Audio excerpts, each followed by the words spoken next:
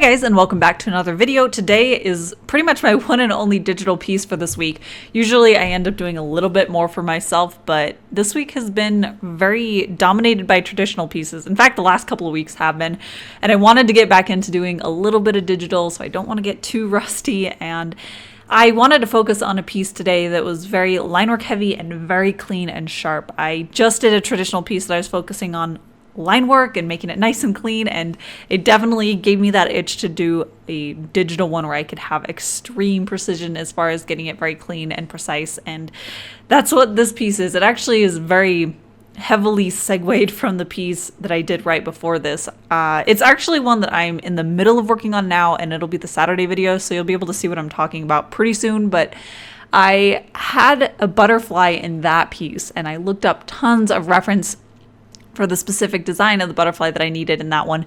But because of the design, it needed to be a very specific shape for the butterfly itself. So I looked up a ton of really amazing looking moths and butterflies, but most of them I couldn't use because I needed it to be very specific. And it really made me want to do another one where I could really focus on the exact shape that I wanted to, and I didn't have to rely on the parameters that I'm already making sure that it fit into. So that's really what made this piece happen, is that I had all that imagery in my head, and I just was really loving how graphic some of these wing designs are, and they're just so beautiful and incredibly creepy. I am super creeped out by butterflies. They're just so creepy, and looking at all this reference, like, they're gorgeous and I love looking at them, but it was really creeping me out. It felt like there were like butterflies crawling on my back. You know how when you like think about a bug or think that there's spiders near you?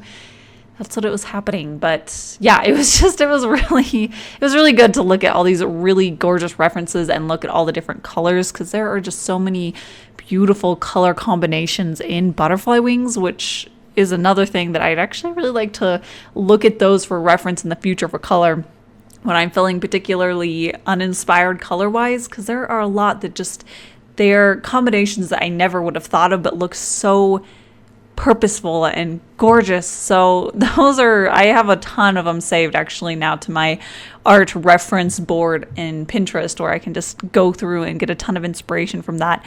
But I will actually link to the specific photograph that I used for reference for this drawing. I referenced heavily off the Chinese moon moth, which is an amazing looking moth. It's so gorgeous.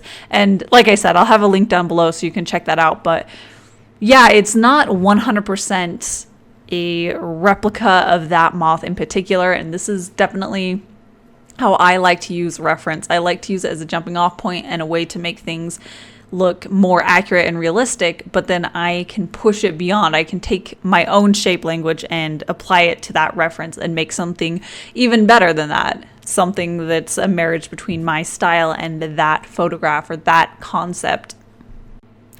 And I absolutely loved working with this reference. It's really fun to work on stuff like this where there's really intricate and interesting line work, but I don't have to adhere exactly perfectly to it to make it look right. That's kind of another reason why I love doing hair, is that I can get really creative and really enjoy the process of doing these really flowing, interlocking hair strands, but they don't have to be that realistic for them to look right or look correct. And that's really why I really enjoyed working with this one, is because I could look at how to make it look correct and right, but I could push it and add my own details and add more details.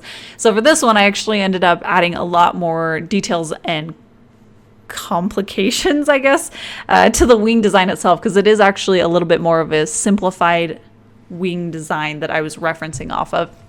In fact, at the beginning, I pushed it a little bit too far. I got to the point where I realized I was like adding things that were overlapping rather than something that was more like a plane of glass where they were interconnecting, like stained glass.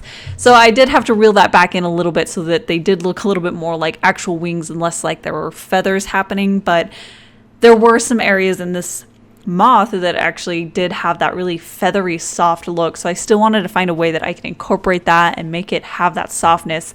And I mostly focused that around, I guess, I don't know the actual terminology of the moth, but like the shoulder area where the head connects with the wings, that area was particularly furry in the reference. So I was looking for ways that I could segue that area into the wings and how I can have those shapes blow into each other. So those were areas that I just really enjoyed the problem solving aspect of it, where I was looking for ways that I could use the same type of line work to create that integration from one to the next, from one type of material to another one. So yeah, overall, I really enjoyed working with something that I could push way beyond what the reference was itself.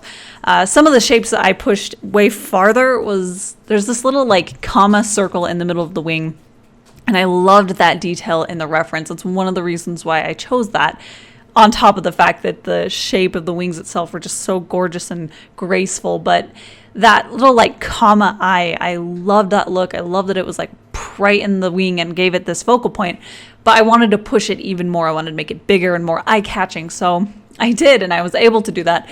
But I did make sure that I was giving it rough edges to it, so it didn't look exactly precise. It wasn't this perfect circle. I wanted to make sure that it still looked natural, like it was part of a butterfly wing, that it was still, well, a moth wing, where it still had that imperfection to it. So I was making sure that all the areas, I was looking for little areas that I could give just a little crack in it, or a little bit of a textured edge, so that it would have that more realistic look. And when all of the line work has that happening, it really reinforces a more realistic look to it.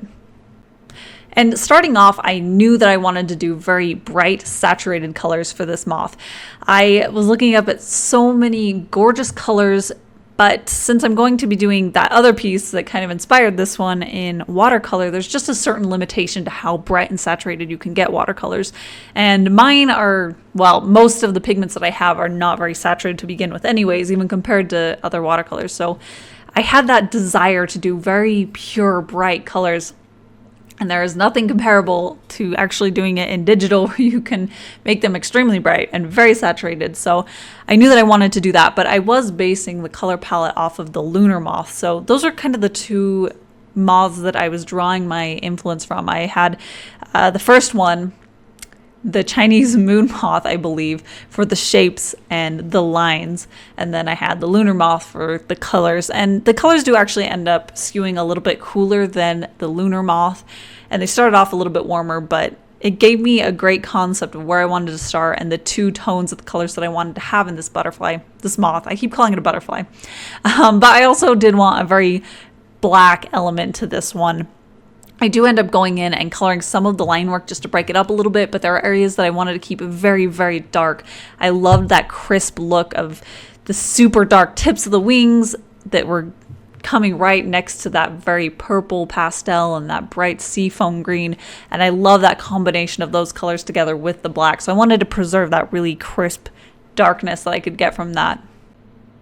And now I'm just doing some final design elements that take it from a vignette of a moth into a final illustration. That oval that contains it, I feel like really pushes it to a finished look, where it's something that I'd almost, well, that I would want to put on my wall. I actually will print this out and put it on my wall, but anyways, it finishes it off and it makes it look complete in the way that I want it to. And I was actually really excited to use some words and typography in this specific illustration. I've been wanting to do it for a long time and I haven't quite made it happen yet. And I feel like it definitely works with the simplicity of this.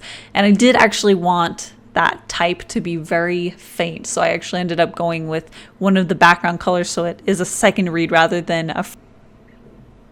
And that is pretty much it for this piece. I really enjoyed being able to just take a step back and draw one thing that I was really interested in. A lot of times I'll get a little bit too caught up in conceptual ideas or trying to figure out something that will look really cool, but I have no actual ideas. So it keeps me from drawing and it keeps me from creating.